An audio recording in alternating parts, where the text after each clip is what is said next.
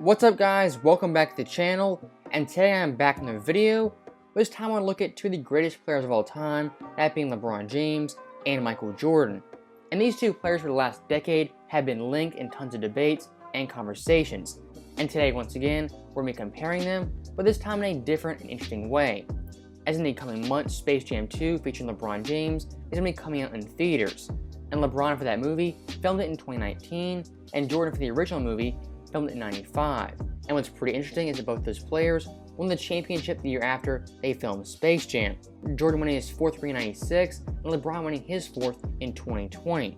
So with that being the case, I want to compare these 2 years and see who had the better Space Jam championship season. And first up, we're going to look at Michael Jordan. So for Jordan, let's go back to the 95 playoffs in Game 1 versus the Orlando Magic. In this game, he had his biggest choke moment ever as Nick Anderson stole the ball from him late in that game. All the world's a stage when your name is Michael Jordan, so the spotlight that shines brightly on your triumphs also burns intensely on your mistakes. On Sunday in Orlando, Jordan had more than a bit part during the closing scene in Game 1. So the Bulls up one. Michael's got the ball in his hands. Not any longer. Kenny to the former Bull Horace Grant, Magic up by one. Jordan still had a chance to deliver one of his patented buzzer beaters. Instead, he threw it away. He dropped it. He dropped it out of bounds. This just in. Michael Jordan is human. In crunch time, gives up a steal, throws the ball away, Bulls lose. And as you guys know, in this series, the Bulls would lose in 6 games, losing Game 6 at home.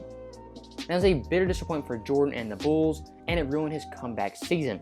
Now fast forward a few months and Jordan was in California filming Space Jam and also practicing for his revenge.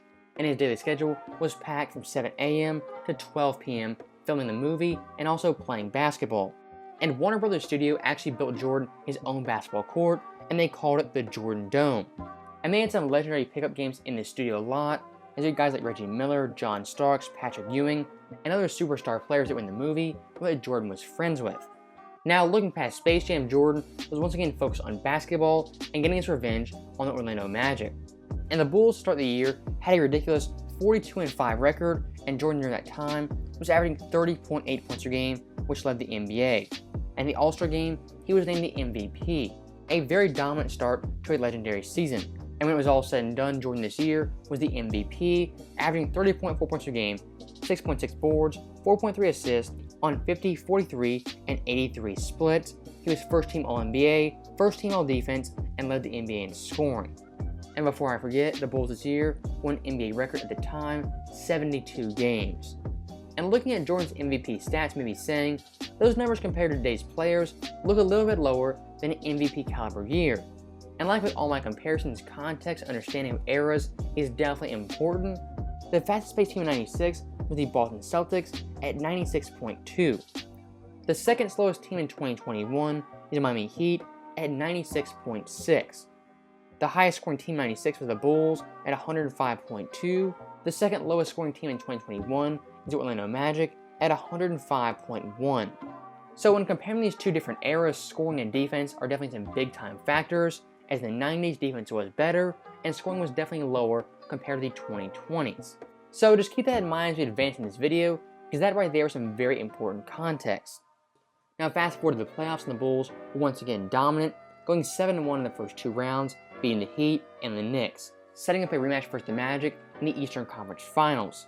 And in Game 1 of this series, it was a blowout, as the Bulls won by 38 points, and in Game 2, the Magic actually led by 18, but the Bulls still won that game, as Jordan had 17 points in the third quarter, 25 points in the second half, and 35 for the game, and Chicago would take a commanding 2-0 lead.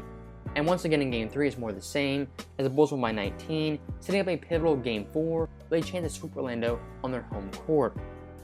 And in this game, Jordan had 45 total points on 70% shooting, including 25 points in the second half and a 5-point victory.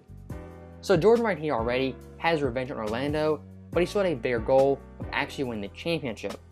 And in this final series, the Bulls played the 64-win Sonics, played Gary Payton, Shawn Kemp, and Detlef Schrempf.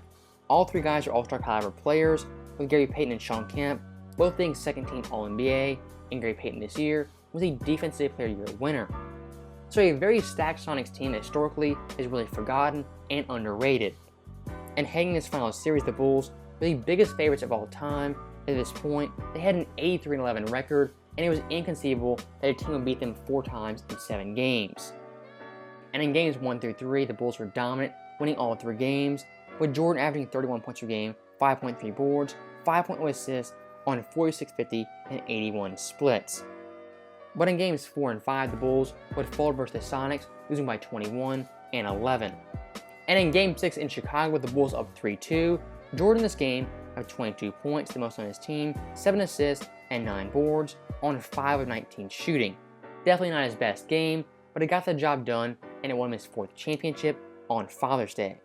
And for this series, Jordan averaged 27.3 points per game, 5.3 boards, 4.2 assists on 41, 31, and 84 splits. Not his best finals ever, but still not bad for a superstar caliber player. So that right there is the summary of Jordan's Space Jam championship year, where he was the MVP, first team All-NBA, first team All-Defense, won the scoring title, the All-Second MVP, he was an NBA champion, the Finals MVP, his team won 72 games, and had a 15-3 record in the playoffs. A great year all around from Jordan, individually, stats-wise, accolades-wise, and of course in terms of team dominance. Now moving on, let's look at LeBron James and start out in the 2019 season, as late in that year the Lakers were on the brink of missing the playoffs, but LeBron James activated playoff mode for the last 15 games that year. And unfortunately this time the switch did not turn on as LA went 5-10 over those last remaining games. And in LeBron's first year in Los Angeles, they would unfortunately miss the playoffs. And if you know LeBron James, he is hyper motivated and always looking for things to set him off. And the offseason criticism LeBron James had was pretty unfair and pretty harsh at the time. You have named the top 5 players in the NBA going into next season, and LeBron James is not on the list? We don't have a 6-person list. LeBron is old. He's not nearly as interested in basketball as he used to be. He's making movies and TV shows and worried about Nike's relationship with China. Bronsexuals. Last night showed you. Your lover isn't into you. The Lakers will make the playoffs, but they're no threat to win the West. They're no threat to the Clippers. It could be that we are seeing, as you pointed out, the end of LeBron James as the best player in the world. Whenever you add a big, especially in today's NBA, and that is still what Anthony Davis is a big, you have to learn to play with him. I just don't feel the same way about Kawhi and the Clippers. He asked 20 executives around the league about the biggest questions facing the NBA. And there's a ton to dig into, but most notably, none of them picked the Lakers to win the title. Not one. LeBron's not going to win the championship. The only question for LeBron is when he doesn't win it, how much does he blow up this organization and get a real star player alongside he and Anthony Davis? This is a blow to the Lakers. And I think that they will not, N-O-T, have a shot at a championship without Boogie.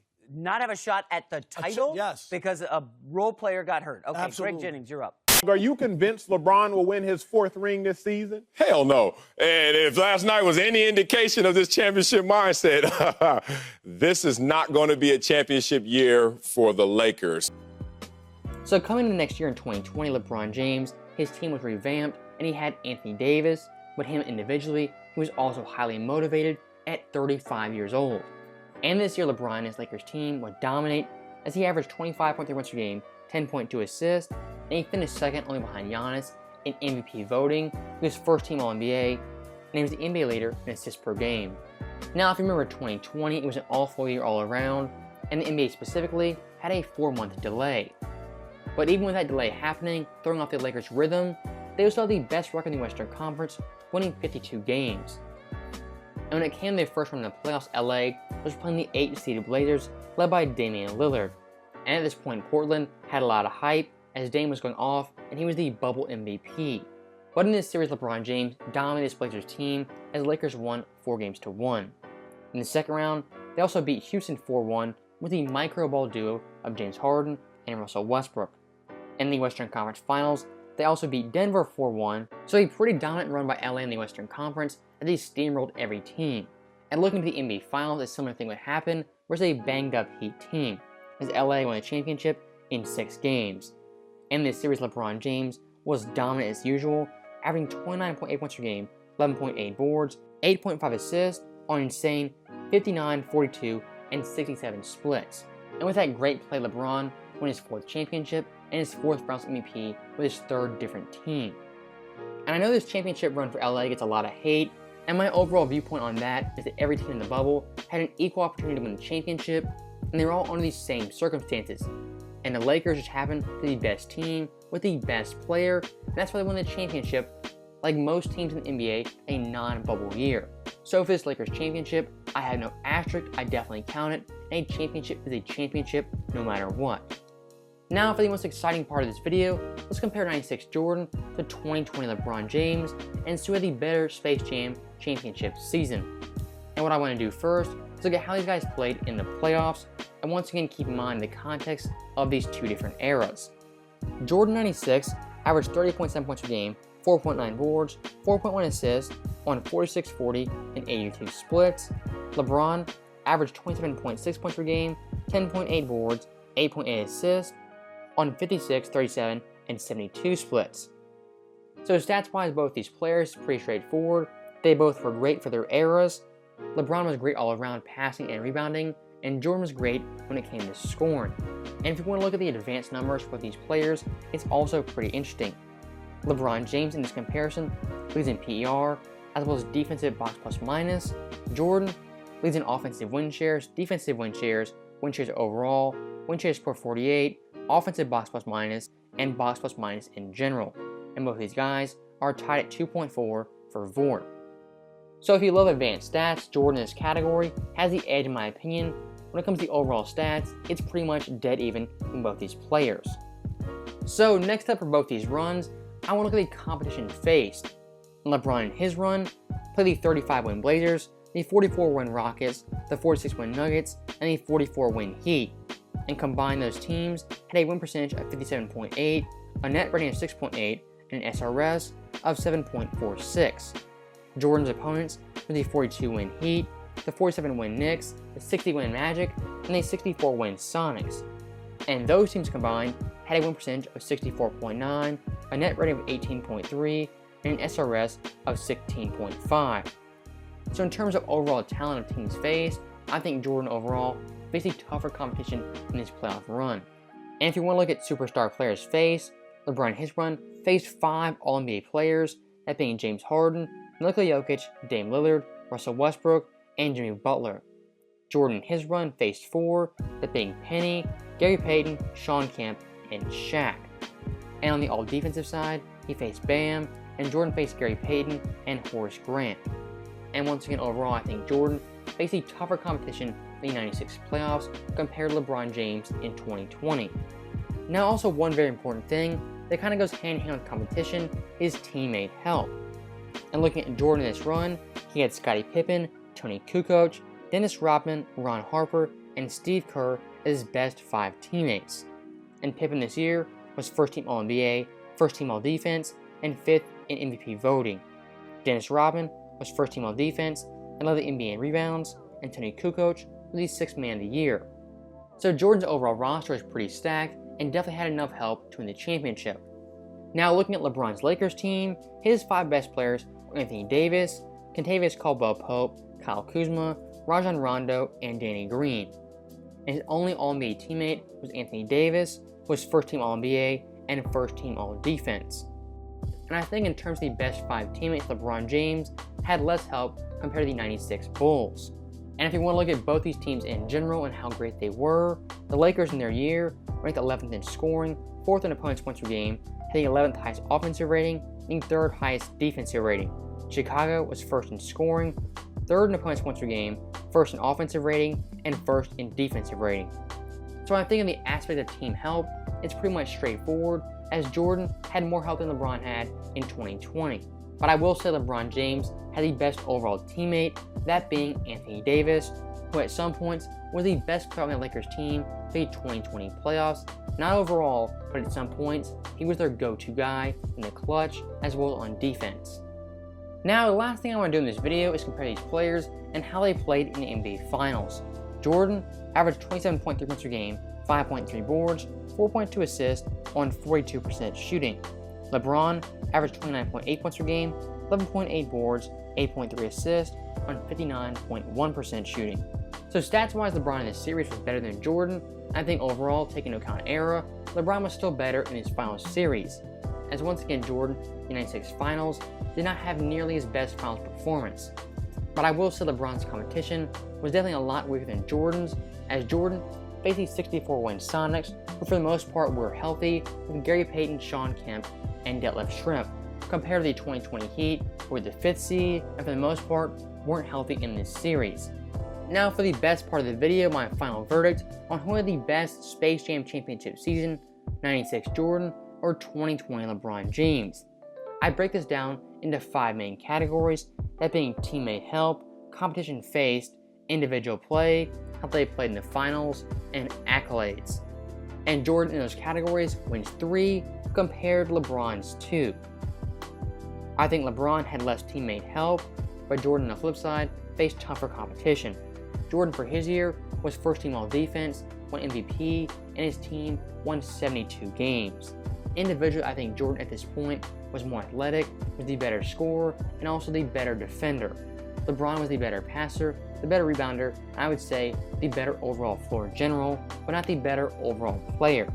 And once again, looking at the finals, I think LeBron played better in that series versus a weaker Heat team. So when it's all said and done, Jordan had the better Space Jam championship in 1996. So that is my final verdict on Jordan versus LeBron and who had the better overall year. Let me know your guys' comments below, and as always, thank you guys for watching. Hope you enjoyed it. I'll see you guys next time.